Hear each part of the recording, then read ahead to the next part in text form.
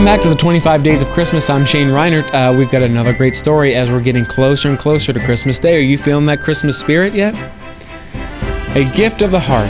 You will find as you look back upon your life that the moments that stand out are the moments that when you have done something for others. Henry Drummond.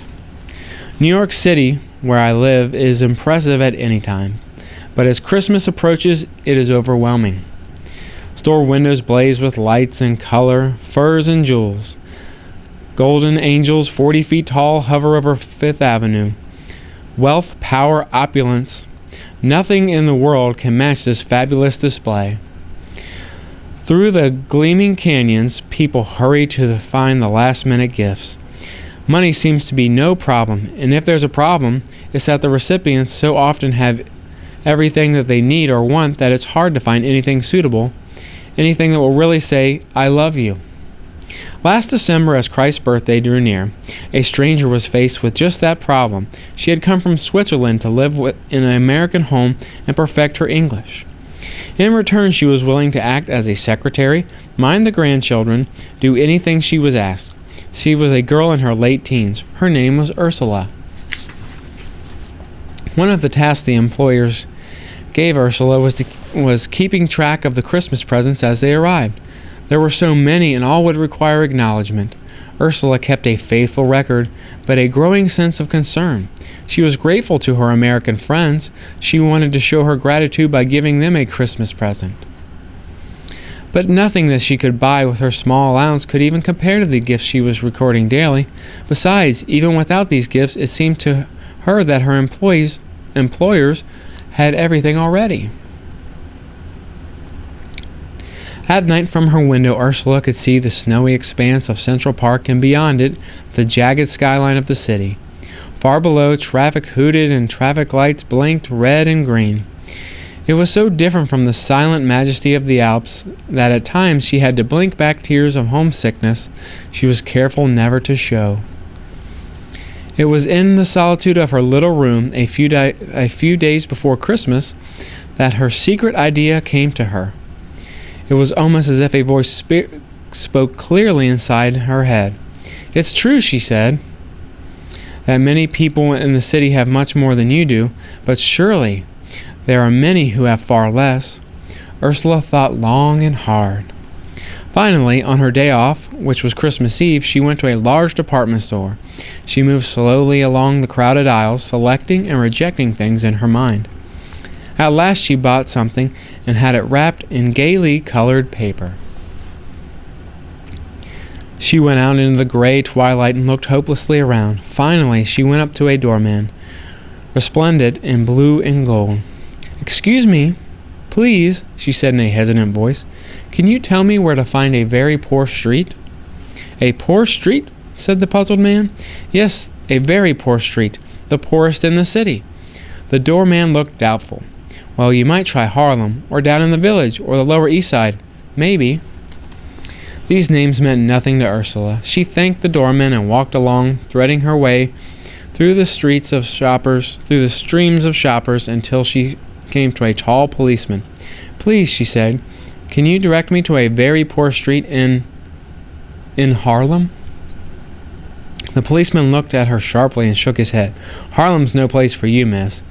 And he blew his whistle and sent the traffic swirling past. Holding her package carefully, Ursula walked on, head bowed against the sharp wind. If a street looked more poor than the one she was on, she took it. But none seemed like the slums that she had heard about. Once she stopped a woman. "Please, where do the very poor people live?" But the woman gave her a stare and hurried on. Darkness came sifting from the sky. Ursula was cold and discouraged and afraid of becoming lost. She came to an intersection and stood forlornly on the corner. What she was trying to do suddenly seemed foolish, impulsive, and even absurd.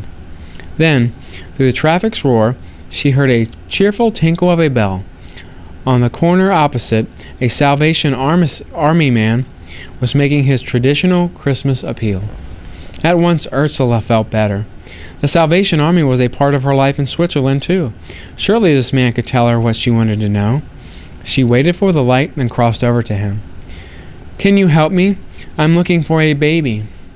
I hear there are little presents for the poorest I have here a little present for the poorest baby I can find." And she held up the package with a green ribbon and gaily colored paper. Dressed in gloves and an overcoat a size too big for him, he seemed a very ordinary man. But behind his steel-rimmed glasses, his eyes were very kind. He looked at Ursula and stopped ringing his bell. "What sort of present?" he asked. "A little dress for a small poor baby. Do you know of one?" "Oh, yes," he said.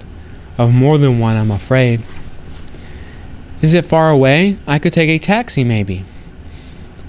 The Salvation Army man wrinkled his forehead. Finally, he said, "It's almost 6 o'clock. My relief will show up then. If you want to wait, and if you can afford the ride, I'll take you to a family in my own neighborhood who needs just about everything." "And they have a small baby?" "A very small baby." "Then," said Ursula joyfully, "I wait." The substitute bell ringer came. A cruising taxi slowed.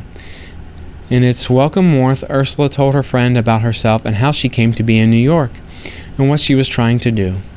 He listened in silence, and the taxi driver listened too. When they reached their destination, the driver said, "Take your time, miss. I'll wait for you."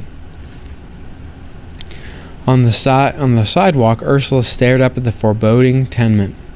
Dark, decaying, saturated with hopelessness, a gust of wind, ironclad, stirred the refuse of the street and rattled the trash cans. "They live on the 3rd floor," the Salvation Army man said. "Shall we go up?" But Ursula shook her head. "They would try to thank me, and this is not from me."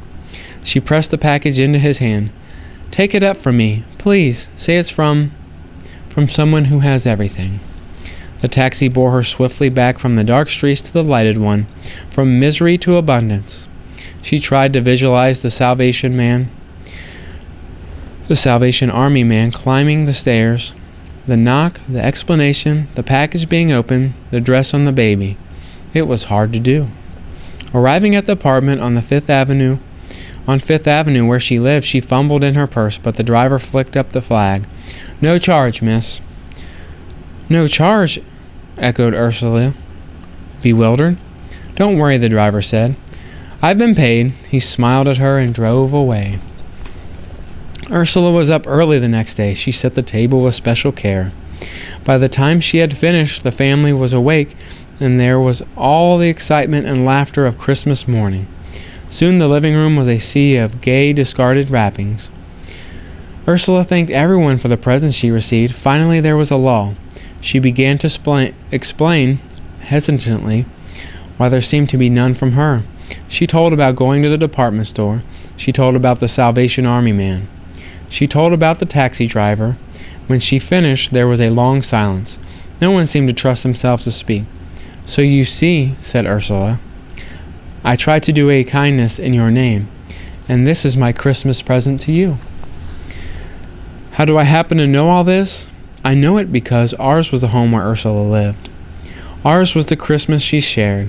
We, like many Americans, so richly blessed that to this child from across the sea there seemed to be nothing she could add to the materials we already had.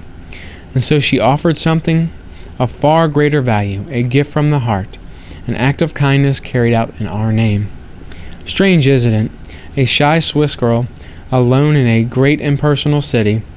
You would think that nothing she could do would affect anyone, and yet, by trying to give away love, she brought the true spirit of Christmas into our lives, the spirit of selfless giving. That was Ursula's secret, and she shared it with us all. Norman Vincent Peale. Keep coming back. The 25 Days of Christmas just keep coming here on Anderson Community Television.